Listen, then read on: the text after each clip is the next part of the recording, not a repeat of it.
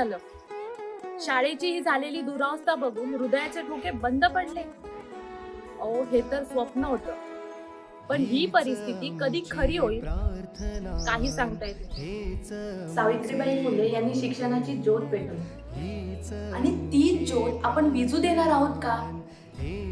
ज्या हातांनी मुलींना पुस्तकं दिली, त्या हातांची स्वप्न आपण अशी मोडू देणार आहोत का?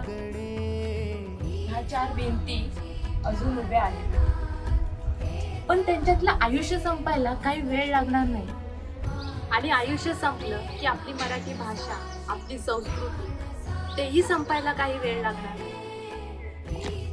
आयुष्य संपायची वेळ येऊ नये म्हणून तुमच्यासाठी घेऊन आलो आहोत MD प्रोडक्शन प्रस्तुत 2 अंकी नाटक शाळा जी प पु प्रा.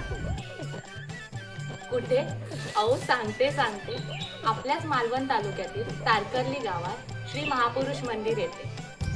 दिनांक 26 मार्च 2026 ला रात्री 11 वाजता. शाळा जी प पु प्रा.